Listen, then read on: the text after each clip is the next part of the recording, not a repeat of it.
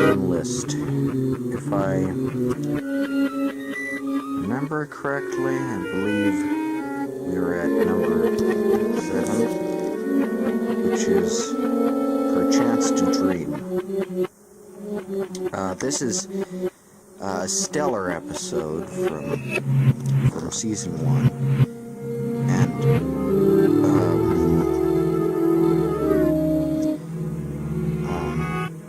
I don't know what his name is, but this guy plays this character who he's gone without sleep for 48 hours, so he seeks the help of his psychiatrist, and then he relates his dreams to him. This isn't a particularly impactful episode, but it's definitely one of the scariest. The acting is legitimately terrifying. The main character is very believable, and you really sympathize with his plight, but you also know that his fate is set in stone. Even the parts that are set in the psychiatrist's office have this tension to them, where you feel that something's about to happen, but you don't know quite what. It really picks up around halfway with the amusement park shots. Those are stellar. Just to think that they took some POV shots from a real roller coaster. Oddly enough, I don't know who plays the cat lady, or the main character, or the psychiatrist. I don't really care.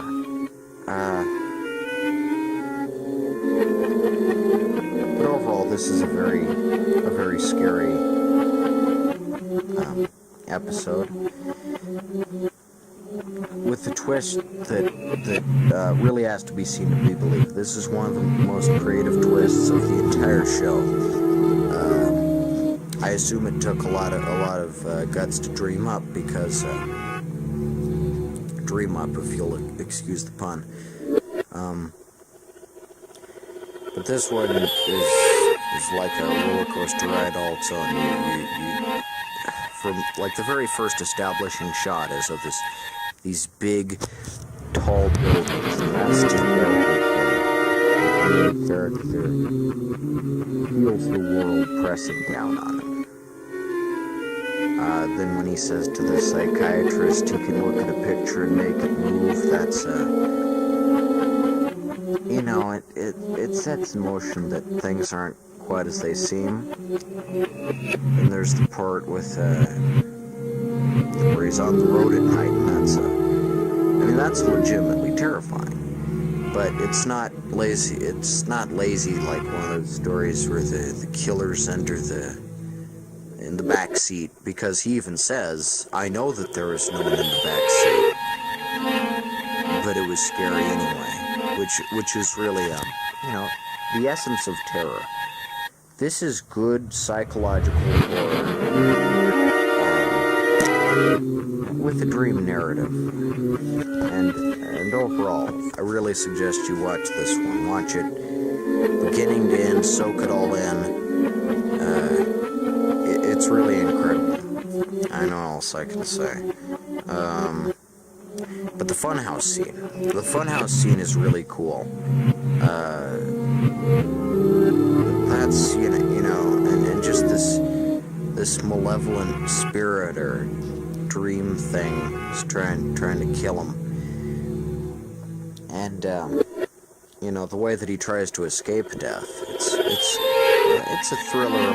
It's kind of like The Fugitive, I'd have to say. No, it's not like The Fugitive. It's its own deal. I remember this as one of the first episodes I ever saw on DVD, and I've liked it ever since. You really only need to watch this one once to understand it in full. Again, this is a very interesting dream episode. There's another good one, The Arrival.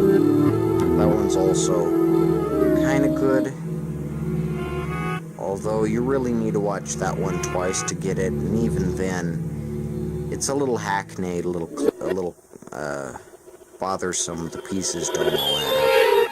I mean, I guess they kind of do, but just the fact that Rod Serling in the intro, he says, this is a puzzle for you to figure out. It's a little ham-fisted, in my opinion. So, between The Arrival and Perchance to Dream, I think I prefer Perchance to Dream, just because the delivery of it. The cinematography is excellent. It gives the impression of unreality, if it were. The scenes that are in the amusement park when he's in there, they feel like a dream world, even though it's obviously a real amusement park, or at least in his dream. But it does seem like a very real amusement park. But it's also a very, very dreamlike, if you'll excuse the oxymoron. But really, this is an episode that needs to be seen to be believed. Just an example of the fine script work of season 1. Again, the psychiatrist has great acting, and you know, there really is no big twist in this one. The twist, for the most part, is wholly believable. You expect that the psychiatrist's in on it, or the secretary's in on it, or something, which would make sense, but she's not, he's not. But the circumstances are extraordinary, which makes it a Twilight Zone episode. And really, that the whole thing plays out in real time over about half an hour. Gives it a good sense of pacing, even if there are flashbacks to the road and to his series of dreams. Overall, this is a great written episode, very scary. I mean, you know, all too often everyone focuses on Taki Tina and Burgess Meredith after the apocalypse and Canamitz. And those episodes are okay, but then you forget about good ones like this. This one is Class A writing. It's scary. Like, I guarantee, you can watch Taki Tina all you like. But that's not legitimately scary. What's legitimately scary is this one. This one is actually scary. Even after you've watched it, you'll be a little unsettled, because it just is such an interesting episode with such interesting concepts about the nature of reality and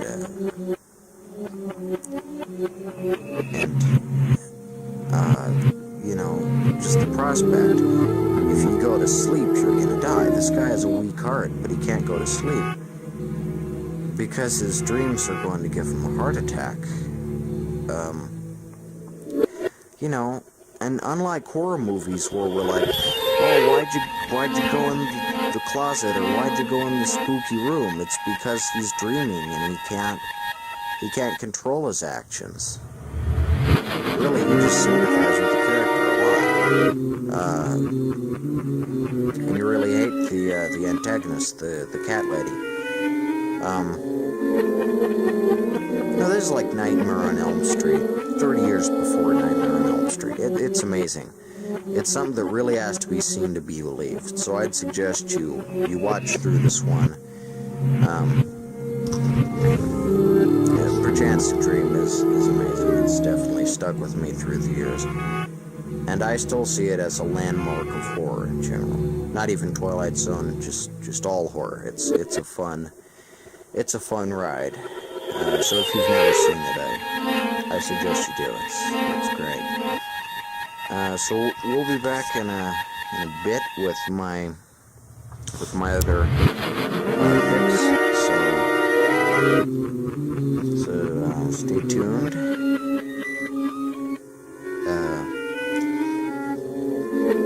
And buy some of my fine comics. Thanks for watching. Hey, I'm like that too. I look forward to some Jenny every time I go home. Genesee beer. People who've moved away really miss it because every drop is cold aged to frost out harshness, lock in flavor. Genesee, the best from the beer makers.